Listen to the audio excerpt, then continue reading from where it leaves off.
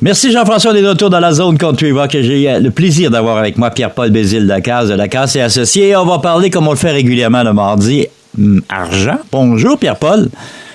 Bonjour Denis. Hey Pierre-Paul, encore une fois, de sujets fort intéressants, mais là, cette fois-ci, on a amené plusieurs petits sujets qui devraient aller rejoindre beaucoup d'auditeurs à CHUN. Le premier sujet qu'on va aborder, on va parler d'impôts, on est dedans ces temps-ci. Bon, donc une dette d'impôt, est-ce que ça entre dans une proposition de consommation ou encore de faillite? Ben en fait, oui, ça c'est une des choses que les gens sont toujours surpris quand je leur dis. Donc les dettes d'impôt, que ce soit là de 1 an, 2 ans en arrière ou quelqu'un qui n'a pas produit ses impôts depuis quelques années, c'est des dettes qui rentrent dans un offre, là, dans une proposition de consommateur ou dans une faillite. Donc les gens qui viennent nous voir, ben c'est sûr qu'on va leur faire produire leur déclaration d'impôt non produite s'il y en a.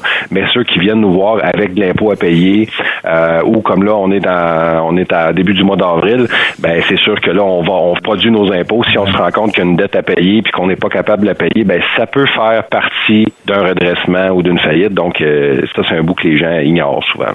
Oui, parce que quand on a une dette d'impôt, il y a une façon de procéder. On appelle le gouvernement, on essaie de prendre une entente de remboursement. Une entente de remboursement qui, habituellement, inclut énormément d'intérêts, hein? Oui, ça inclut de l'intérêt, puis c'est aussi très court. Fait que si on parle d'une dette d'impôt de 400$, c'est pas pire, là. Mais c'est que des fois, les gens ont eu plusieurs emplois, ils ont eu un changement, où ils ont retiré des REER, puis ils ont mal planifié, où il y avait pas une bonne connaissance là du droit fiscal. Et là, ils se retrouvent des fois avec un 6 000, 8 000 d'impôts à payer. Bien, souvent, c'est dans ces contextes-là que l'entente qui est prise avec le gouvernement, jumelée avec les autres dettes, hein, c'est rarement juste une question d'impôt, ça arrive, là, mais c'est rare. Ça, jumelé avec les cartes de crédit, les marges ou peu importe les dettes des gens, ben là, on voit bien qu'on ne sera pas capable de respecter l'entente avec le gouvernement et de payer nos dettes. Donc là, les gens viennent nous voir, puis là, on fait une stratégie globale dans ce temps-là. OK, pour régler le cas. Autre question intéressante, moi j'ai une compagnie que je gère et ça va pas bien. Je m'enligne directement vers la faillite avec la compagnie s'enligne vers la faillite. Est-ce qu'automatiquement, moi en tant qu'individu, je suis en faillite également?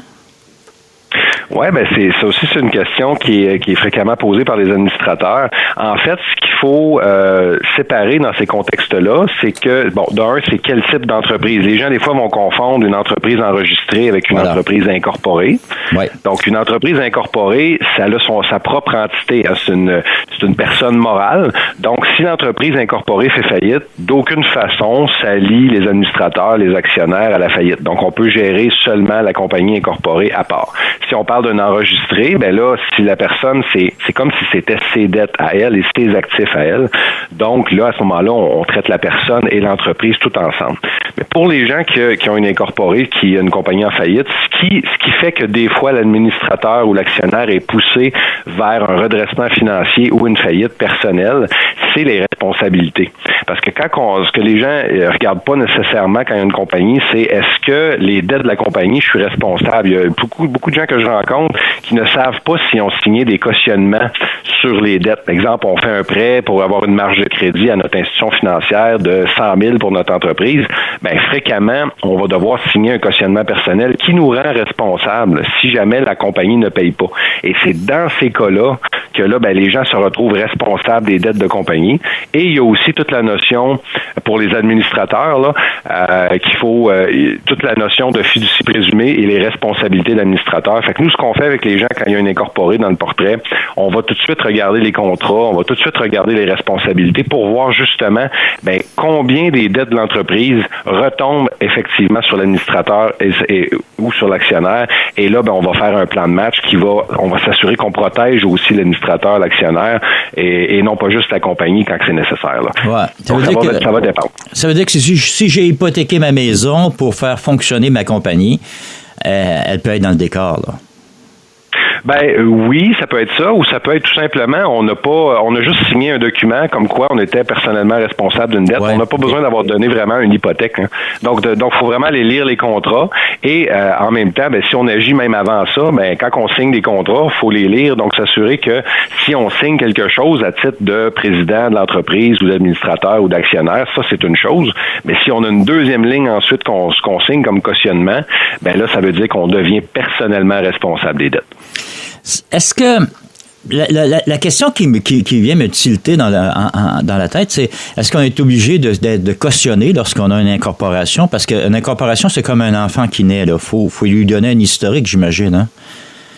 C'est souvent ça le problème, tu sais. Je veux dire, moi, en démarrant, exemple, mon cabinet de syndic, j'ai eu besoin d'une marge de crédit. Cette marge de crédit-là, j'ai pas d'actifs. J'ai des bureaux, des ordinateurs, des tables. Donc ça, la banque, ça y donne rien.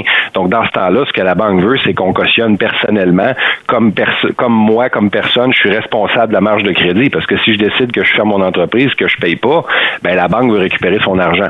Donc des fois, on n'a pas le choix de signer si on veut un prêt, si on veut être en affaires. Mais plus on a une entreprise établie avec le temps, un peu comme tu as dit au début, hein, elle n'a pas d'historique, notre entreprise, mais plus on a une entreprise qui est établie avec le temps, plus il faut pas se gêner pour renégocier ces conditions-là.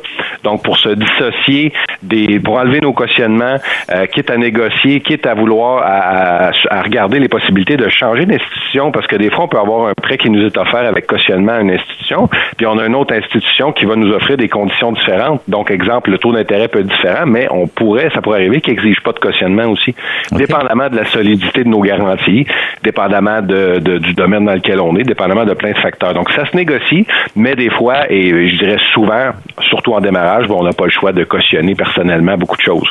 Et là où ça vient différent, c'est exemple des fournisseurs. Tu sais, des fois, on a 100 000, 200 000, 300 000 de fournisseurs. Lors de ces ouvertures de comptes-là, c'est plus rare qu'il y a des signatures de cautionnement personnel, alors qu'à l'institution financière, c'est très, très fréquent. OK. Oui, effectivement. Mais même quand on devient nous-mêmes fournisseurs, c'est la compagnie qui est fournisseur. OK. C'est ça. Autre question intéressante que tu m'as envoyée, Pierre-Paul, celle-là, vraiment, je pense que les gens doivent se la poser. Est-ce que nos placements sont saisissables? Quand moi, je fais une faillite, j'ai 100 000 placés à quelque part, est-ce que je suis obligé d'aller chercher cet argent-là d'abord et avant tout pour clairer ma faillite, pour rencontrer mes obligations? Cette question-là, elle nous est posée fréquemment et ça va dépendre de la nature de la dette. Donc, tout ce qui est fonds de pension, des fonds de revenus viagers, tout ce qui est rente ou des placements FTQ, CSN, il y a beaucoup de choses qui sont soit insaisissables, soit inaliénables. Donc, ça veut dire que dans le cadre d'une faillite, on n'y touche pas.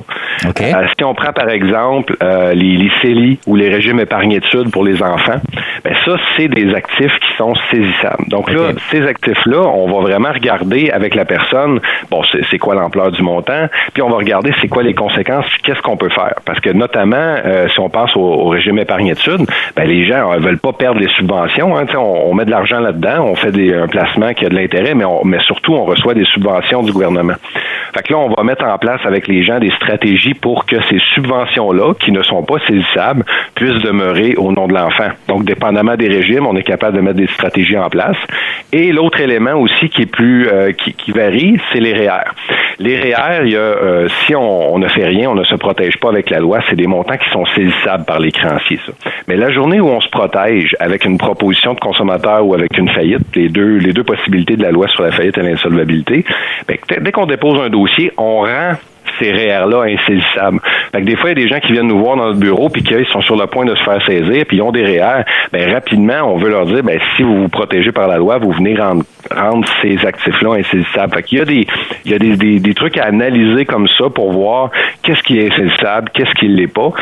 Les REER, c'est un élément qui va varier là, dépendamment aussi du temps dans lequel on a contribué. Parce que les gens qui viennent nous voir puis ils viennent de contribuer 30 000, ils ont fait fait un prêt REER, puis ils ont pris 30 000, ils l'ont placé, ben ce 30 000-là qu'ils viennent de faire le mois passé ne sera pas insaisissable. Fait qu'il y a des zones grises, mais ça, on leur explique vraiment, on décortique le cas avec la personne, on pose des questions, puis on va vraiment s'assurer que avant de déposer un dossier, on sait qu'est-ce qui est saisissable, qu'est-ce qui l'est pas. Puis s'il y a des choses saisissables qu'on ne veut pas saisir, ben on prend les mesures pour éviter de le saisir avec la personne en faisant, exemple, des offres au créancier qui va inclure ces montants-là, mais qu'on ne sera pas obligé de sortir. Donc, il y a différentes stratégies dans ce temps-là.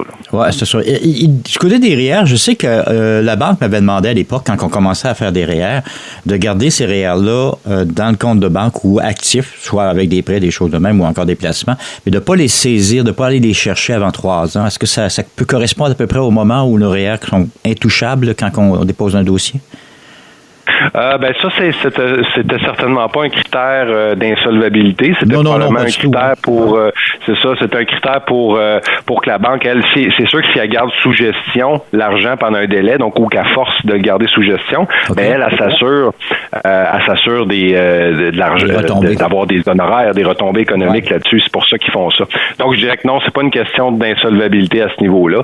C'est plus une question que la banque préfère l'avoir dans ses comptes à elle que dans un compte ailleurs. Okay. Non, mais c'est intéressant. L'autre question, on est dans les REER, ces choses-là. Moi, je fais faillite. Est-ce qu'automatiquement ma conjointe tombe en faillite? Elle est saisissable? Ouais, ben ça c'est encore là, c'est une des questions qu'on reçoit souvent. Les gens pensent que, exemple, ben si je suis marié, ben là ça va impacter ma conjointe, ou si je le suis pas, ça ne l'impactera pas. Ça n'a aucune espèce d'incidence si on est marié, conjoint, célibataire ou quoi que ce soit. Une faillite ou un redressement financier, c'est individuel. Donc ça veut dire que le seul moment où ça va toucher notre conjoint, c'est si notre conjoint est aussi responsable des mêmes dettes que nous. Okay. Si nous on a une carte de crédit, une marge de crédit à notre nom, un véhicule à notre nom, puis c'est tout à notre nom, ben, il n'y a aucune façon que ça puisse impacter le conjoint. Là où ça devient plus mitigé, c'est si on a, exemple, on a fait une consolidation de dette de 20 000 $, puis que là, on regarde pour faire une faillite ou une proposition, mais que la consolidation, il y a 2 noms de responsabilité dessus. Il y a le nôtre, puis il y a celui de notre conjoint. Ben là, cette dette-là ne sera pas libérée pour notre conjointe, elle va l'être pour nous.